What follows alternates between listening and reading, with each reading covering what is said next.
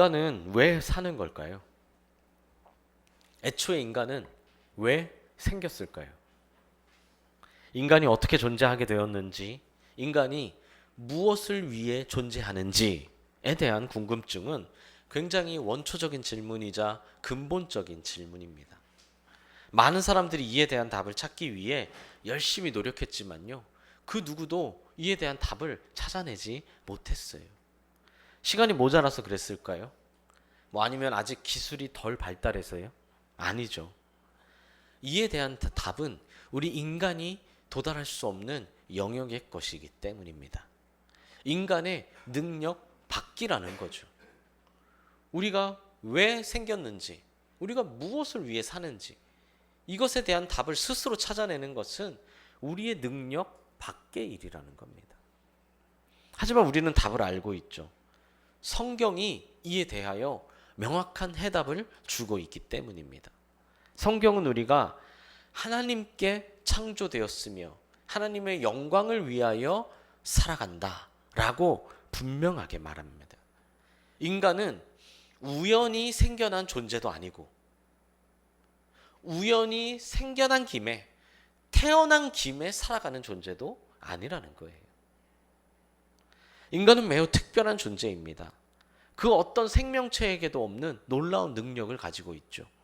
세상은 이를 우연이라고 말하지만 성경은 이를 우리가 하나님을 닮아 창조되었기 때문이다 라고 합니다. 하나님과 같지는 않지만 하나님을 닮아 창조되었기에 매우 특별하고도 매우 놀라운 존재라는 거죠. 그래서 우리는 무엇이든지 할 수 있어요. 물론 육체적인 한계로 인해 불가능한 것들도 있죠. 그러나 결국은 무엇이든 다 해냅니다. 동물보다 빠르지는 않지만 자동차라는 것을 만들어서 아무리 먼 거리도 쉽고 빠르게 갈 수 있습니다. 스스로 날 수 있는 능력은 없지만 비행기라는 것을 만들어서 날 수 있죠. 이렇게 기술적인 부분만이 아니라 인간은 무엇이든지 할 수 있는 존재예요.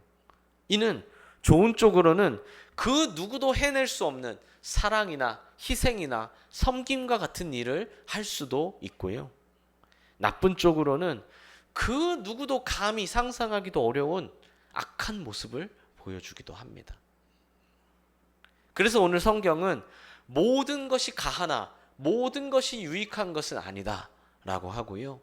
모든 것이 가하나 모든 것이 덕을 세우는 것은 아니다 라고 하죠. 우린 무엇이든 할 수 있지만 할 수 있는 것과 해야 하는 것은 다르다는 겁니다. 다시요. 할 수 있는 것과 해야 하는 것은 다르다. 우리는 할 수 있는 것을 하는 사람이 아니라 해야 하는 것을 하는 사람이라는 겁니다. 할렐루야. 여러분, 세상에는 할 수 있는 것을 하는 사람들이 많아요. 세상은 그런 사람들을 지혜롭다고 여기기도 합니다. 지혜롭게 여기지는 않더라도 그렇게 사는 것이 당연하다고 여깁니다. 할 수 있으니까 하는 거지. 할 수 있는 것을 하는 게 뭐 어때?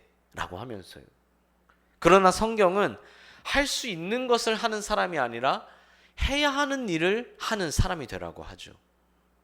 수련회 때도 비슷한 예가 있었습니다. 세상은 성적인 문란을 당연하게 여긴다 할지라도 우리는 그래서는 안 된다고 했죠. 성적으로 문란하게 사는 것, 그 당시에는 누구나 할 수 있는 일이었습니다. 그리고 누구나 자연스럽고 당연하게 여겼어요. 그러나 우리는 할 수 없어서 안 하는 것이 아니라 할 수는 있지만 해야 하는 일이 아니기 때문에 안 하는 것이라는 거죠. 할 수 없어서 못하는 게 아니라 나도 할 수 있고 우리도 할 수 있지만 그것이 해야 하는 일이 아니라면 안 하는 게 맞다는 겁니다. 우리는 어떻습니까? 할 수 있는 것을 하는 사람인가요? 아니면 해야 하는 일을 하는 사람인가요? 이 자리에 있는 우리 모두는 다 해야 하는 것을 하는 사람이 되시길 바랍니다. 이게 하나님의 뜻인 줄 믿습니다. 이것이 그리스도 예수 안에서 너희를 향하신 하나님의 뜻이다. 우리 암송했잖아요. 그렇죠? 이것이 그리스도 예수 안에서 너희를 향하신 하나님의 뜻이다. 하나님이 기뻐하시는 일, 하나님이 뜻하시는 일을 해야 한다는 겁니다. 할렐루야. 그럼 무엇이 할 수 있는 것을 하는 사람이고 무엇이 해야 하는 일을 하는 사람일까요? 이것을 1차적으로 이해하면요, 악한 일을 가리지 않고 하는 사람, 막 어떤 악한 일이든 마음대로 하는 사람, 이것을 할 수 있는 것을 하는 사람, 반대로 악한 일에서 떠나서 선한 일만 해나가는 사람, 이런 사람을 해야 하는 것을 하는 사람이다 라고 이해할 수 있을 거예요. 틀린 것은 아닙니다. 우선 우리는 이 말씀의 1차적인 의미를 잘 지킬 수 있어야 돼요. 세상이 다 그렇게 산다고 해서 우리도 똑같이 살아가는 것이 아니라 세상과는 구별되어서 그리스도인으로서 그리스도인답게 해야 할 일을 하는 사람이 돼야 한다는 겁니다. 가장 기본적인 것이 뭐가 있어요? 뭐 주의를 지키는 것, 뭐 주님께 내 마음을 드리는 것, 주님께 내 물질을 드리는 것, 뭐 이런 것들이 있겠죠. 세상 사람들과는 반대입니다. 그들이 이러한 것들을 할 수 없어서 안 하는 게 아니잖아요. 그러나 우리는 해야 하는 일이기 때문에 합니다. 그것이 하나님이 우리를 만드신 이유이자 하나님이 기뻐하시는 행동이니까요. 다만 1차적인 의미가 끝은 아닙니다. 어쩌면 그보다 좀 더 적극적인 의미의 순종이 필요합니다. 본문을 보면 시장에서 파는 음식을 묻지 말고 먹으라 라고 하죠.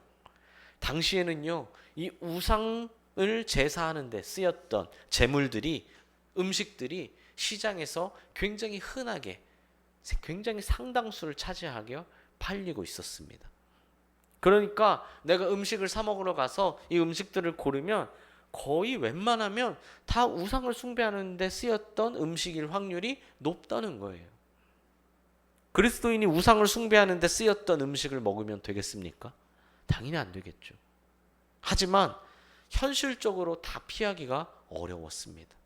그것을 다 피하려다 보면 정작 내가 먹을 수 있는 것이 없었어요. 그래서 묻지 말고 먹으라고 하죠. 그것을 알게 됐다면 먹지 말라고 하지만 몰랐다면 먹어도 괜찮다라고 합니다. 타협하는 것일까요? 어떻게 보면 타협하는 것처럼 보일 수도 있습니다. 그러나 타협하는 법을 가르치는 것이 아니라 진짜 중요한 게 무엇인지를 가르치는 것이죠. 진짜 중요한 게 무엇입니까? 단지 그 음식이 우상 숭배하는 데 쓰였다고 해서 그 음식을 먹지 않는 것, 이게 진짜 중요한 것인가요? 이게 진짜 핵심인가요? 그보다 더 중요한 것은요, 실제 우리 마음에 한치의 우상도 존재하지 않는 것이 더 중요한 일이죠. 우상 숭배에 쓰였던 음식을 안 먹는 것, 이걸 잘 지키는 것보다 진짜 중요한 것은 내 마음에 단 1의 우상도 없는 것, 이게 더 중요하다는 거예요. 입으로 들어가는 음식이 더러운 것이 아니라 사실은 우리 마음에 있는 더러움이, 우리 마음 안에 있는 우상이 훨씬 더 더럽다는 것이죠. 단지 우상 숭배에 쓰인 음식을 먹지 않는 것은 오늘 본문의 말씀을 1차적으로 지키는 것입니다. 그것이 틀렸다는 것도 아니고 그런 것을 구별할 필요가 없다는 말도 아닙니다. 가능하면 구별해야죠. 그러나 그것에 얽매이게 되고 때로는 그것이, 그 행위 자체가 사람을 판단하는 기준이 되어버린다면 그것은 오히려 오늘 본문의 뜻을 배척하는 행동이 됩니다. 오히려 하지 말아야 할 것을 하는 사람이 된다는 거죠. 우리가 진짜 해야 할 것은 무엇입니까? 우리 안에 있는 모든 우상을 다 버리고 오직 하나님만을 진실하게 섬기는 것이죠. 오늘 이 자리에 왜 오셨습니까? 다른 온갖 이유들을 다 버리고요, 다른 사람이 날 바라보는 것, 뭐 이런 것들을 다 버리고 진짜 내가 하나님을 만나러, 진짜 내가 하나님께 기도하러, 찬양하러, 하나님의 말씀 듣고 내 삶을 조금이라도 변화시키려고 이 자리에 앉아 있는 것이 훨씬 더 중요하다는 거예요. 깨끗한 옷을 입고 오는 것보다, 뭐 교회에 많은 봉사를 하는 것보다 말이죠. 세상에 소망을 두지 말고 하나님 나라에 소망을 두고 살아가야 한다는 겁니다. 하나님 나라를 진실로 품고 살아야 한다는 거죠. 좀 더 길게 풀어서 설명할 수도 있고 어쩌면 그렇게 해야 여러분에게 좀 더 와닿을 수 있을지도 모르겠습니다. 그러나 결론만 먼저 이야기하자면 결국 이 모든 것의 결론은 오늘 본문 31절입니다. 먹든지 마시든지 무엇을 하든지 다 하나님의 영광을 위해서 하라. 이것이 결국 핵심이고 결론이죠. 무엇을 해야 합니까? 하나님의 영광이 되는 일이라면 해야 합니다. 무엇을 하지 말아야 합니까? 하나님의 영광을 가리는 일이라면 그것이 무엇이든 해서는 안 됩니다. 무엇을 하든 무엇을 하지 않든 그 모든 것의 기준은 하나님의 뜻, 하나님의 영광이 되어야 한다는 겁니다. 할 수 있는 일을 하고 다 하는 것이 아닙니다. 우리는 해야 하는 일을 하는 사람이죠. 해야 할 일에 집중해야 합니다. 내 신앙에 있어서도 내 일상에 있어서도요. 때로는 힘들고 어려워도 때로는 참기 힘든 유혹이 찾아와도 해야 할 일을 하는 우리 성도님들이 되시기를 간절히 소망합니다. 사랑하는 수원동행교회 영가족 여러분, 우리 수련회를 다녀왔다고 해서 모든 것이 달라지는 것은 아닙니다. 현실은 지독하게도 그대로거든요. 우리가 뜨겁게 기도하고 찬양하고 은혜 받고 왔죠. 근데 그 은혜를 받은 것은 우리이지 세상은 아닙니다. 우리는 변화되었어도 그 변화된 우리는요, 여전히 변하지 않은 세상 속에서 살아가야 합니다. 그렇다고 우리가 즉시 세상을 다 변화시킬 수도 없고요. 결국 아무리 노력하고 아무리 시간이 많이 지난다고 해도 우리가 원하는 대로 세상을 다 변화시킬 수도 없습니다. 그래서 우리는 할 수 있는 일이 아니라 해야 하는 일을 해야 합니다. 세상이 기뻐하거나 나 스스로 만족하는 일이 아니라 하나님이 기뻐하시는 일을 해야 합니다. 본문에서 바울은 내가 그리스도를 본받는 자가 된 것 같이 너희도 나를 본받는 자가 되라 라고 하죠. 어디서 보던 말씀이죠. 우리 본문은 다르지만 우리 수련회 때도 큐티했던 내용이기도 합니다. 바울은 이처럼 계속해서 수시로 자신을 본받으라고 이야기하고 있어요. 자신이 예수님을 닮아가는 것처럼 우리도 예수님을 닮아가야 한다는 거죠. 그렇다면 달라져야 합니다. 여러분, 수련회 안 가신 분들 솔직히 말씀드리면 정말로 깨어 있으셔야 합니다. 지금 수련회 안 가신 분들 다른 생각하신 확률이 높고요. 수련회 안 갔으면 설교가 안 들어올 확률이 더 높고요. 지금 졸릴 확률이 높고요. 다른 생각할 확률이 높습니다. 그냥 솔직하게 말씀드리는 거예요. 그래서 깨어나셔야 돼요. 물론 다 동의하실 겁니다. 깨어나야 한다는 말이에요. 근데요, 동의한다고 깨어날 수 있으면 수련회 안 가도 됩니다. 그냥 제가 여기서 여러분 깨어 있으셔야 합니다. 아, 그래, 나이가 깨어 있어야지. 동의한다고 해서 깨어질 수 있으면 사실 수련회 안 가도 돼요. 그렇게 쉽게 깨어질 수 있는데 우리가 굳이 뭐 돈 들이고 시간 들이고 모두 힘들어서 수련회 왜 가나요? 정말로 단단히 붙잡아야 합니다. 그래야 깨어날까 말까예요. 그러므로 내년 수련회는 꼭 가시길 바랍니다. 우리 수련회는 상황에 따라 가는 게 아니라 주님 만나러 가는 것이거든요. 수련회 가신 분들은요, 작은 습관을 변화시켜야 합니다. 다녀와서 벌써 크고 작은 실패를 하셨을지도 몰라요. 왜 실패했습니까? 은혜가 부족해서요? 받은 은혜가 부족해서? 아니면 하나님의 능력이 부족해서 실패했습니까? 결국 실패했다면 내가 변하지 않기 때문입니다. 그럼 무엇을 변화시켜야 합니까? 작은 습관이죠. 여러분, 일상의 작은 습관을 변화시키지 않으면 결국 패배하게 돼요. 우리 일상의 삶의 승패는요, 결국 작은 것에서 결정되기 때문입니다. 인간은 왜 사는입니까? 인간은 왜 생겼습니까? 우리는 무엇을 위해 존재하나요?